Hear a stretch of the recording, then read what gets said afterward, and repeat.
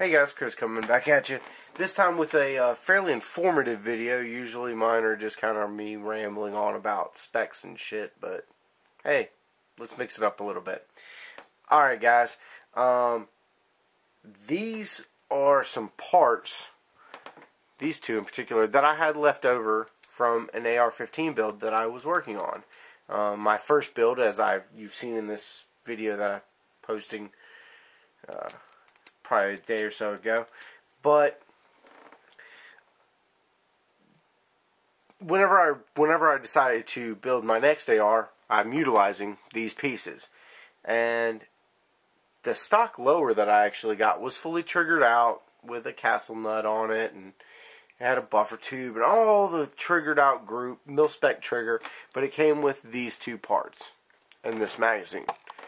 Dude, $60 from the guy I bought it from. Yeah, that was like 7-8 months ago. If he had held on to that, he would really be, he's really kind of regretting what he sold it to me for now. He's like, yeah, we wanted me to buy it back, and he's like, hey, give it back to me for $60 and then I'll resell it to you. That wasn't happening. I got a really good deal when I got it, and it was a screaming good deal at the time. And on top of that, now all this craziness has happened. Never going to let that one go, though.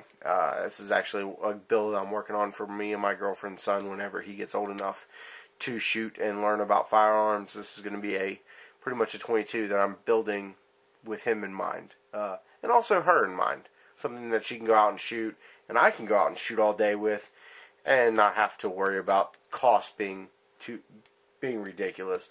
22 is still cheaper to shoot than centerfire. So with most 223, 5.56 going for $1 or more around nowadays, 22 is the only way I can go. But back to the reason you clicked on this video. Why is my AR so heavy? A lot of new guys out there building guns, buying guns, wanting to trick them out. Okay, what's the new thing? What's the best thing? These are a lot of really common upgrades that most people integrate to their rifle. And you might ask yourself, well, duh, it's pretty standard stuff. Why wouldn't I put it on there? You know, it makes it look better. It's more functional. It's more ergonomic. And let me show you some things, and we're going to write these down. We're going to total up some weights here, because I was playing around whenever I changed some stuff over and found that I was adding a decent amount of weight. Okay, so let's make sure we're on. Make sure we're on ounces. Okay, we're here. Alright, first up, mil-spec. This is going to be the stock. And then Magpul. We got 7.05 ounces for the standard stock. Standard. Everything on here is very standard. It's commercial buffer size. Next up, Magpul. 9.15 ounces. Now, the guys, the old saying of ounces lead to pounds, pounds leads to pain, stands true. So be careful what you do put on your rifle. There's a caveat to this entire video I'm doing, and I'll discuss it at the end of the video. Next up, we got a pistol grip. And that's going to be 2.55 ounces for the standard pistol grip. And the Magpul one with the butt plug in. This is the Myod version. They both have the screw in them because I wanted to just leave it as is. 3.70 ounces. Alright. Next up, guys. A lot of people run PMags. Why wouldn't you? They're freaking awesome. But this is a standard aluminum GI mag. No dust cover, no frills. It comes in at 3.95 ounces. Guys, I don't even know if you can see that on camera. Let's focus in a little bit on some of these weights. And as you not hearing me say them necessarily, I'll just go back through and remind you of what they were. So 3.95 ounces. Now, Magpul with the dust cover included, because that's how it comes from the factory, is going to be 5.05 ounces. Okay. Well, now we're going to sit here, now that we've done our...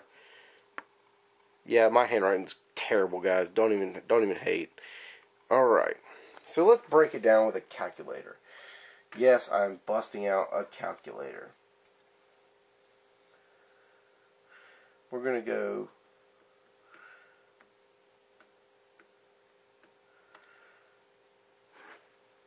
Okay. 5.05. We're starting off with the magazines. And we're going to subtract this weight,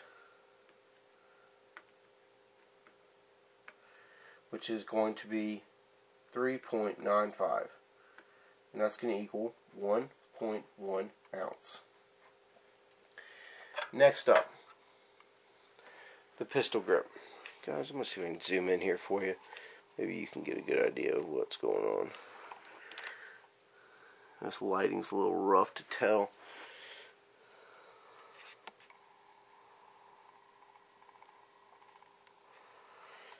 See if we can tell on that one.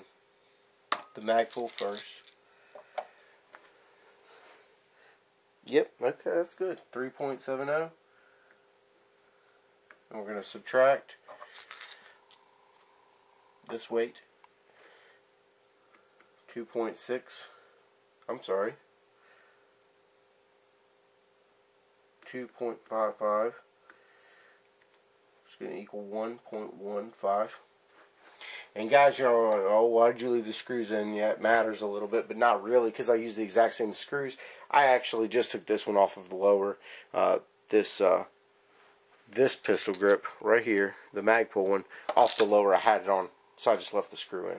It has fallen into the chamber, whatever.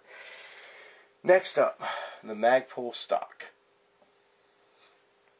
Coming in at a nice 9.15. And we're going to subtract the weight of the standard A2 stock.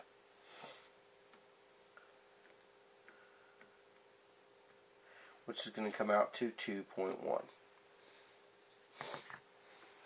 Okay, guys. I'm writing this down so that you guys can see. Okay. These are your ounces, your ounce weight difference. The mil-spec stock comes in 2.1 ounces lighter. The pistol grip, 1.15 ounces lighter. And the magazine, 1.1 ounce lighter. So, if you add all of that up, and I'm sure many of you are probably doing it in your heads right now, because I don't feel like doing it in my head. I'm doing it on a calculator. Not that I can't do it in my head. I'm just too lazy right now. It's kind of late. Grand total of 4.35 ounces. You know that quarter pounder with cheese? Yeah. That's about what you just added to your, the weight of that sandwich is what you just added to your gun by adding Magpul products. Therein lies the kind of double-edged sword you face when you add awesome, awesome accessories. Guys, I'm not hating on Magpul one bit. I effing love them. That's why every single one of my rifles that is customized is wearing Magpul stuff.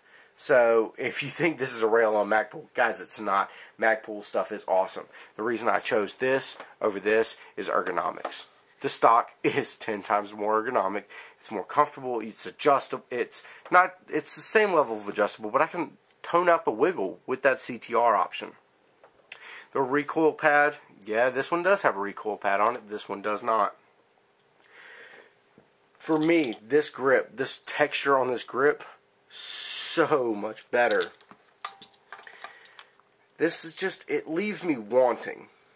It just does. It feels standard. It feels it feels just, I don't know, it just doesn't feel like this feels. This feels amazing in my hand versus this.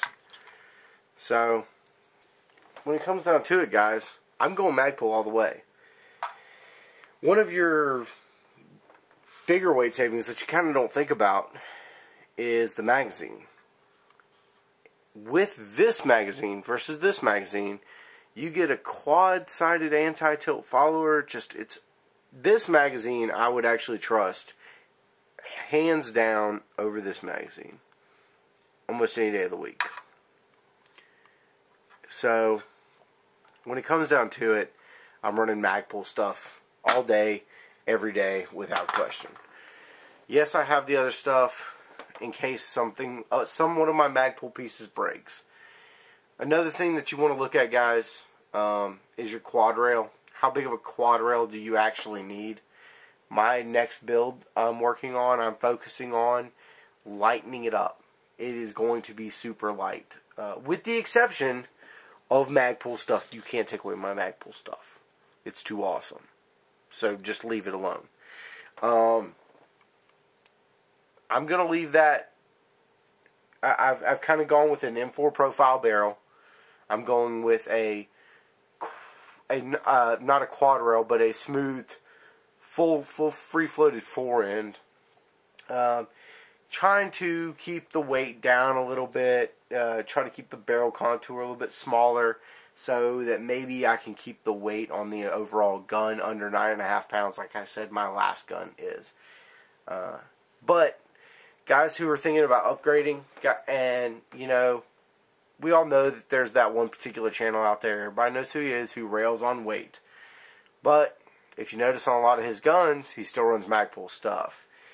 Those 4 ounces right there, 4.35 ounces, yeah, they add up. But in his estimation, and in mine, and in many of yours who are out there and who own a lot of these AR-15s and who have bought them, you realize that you're getting a lot more. The 4 ounces is actually worth it. It's worth running what you run, because you get improved reliability, improved ergonomics, and they're just really hard to beat. So, guys, y'all have a good day. Chris, out.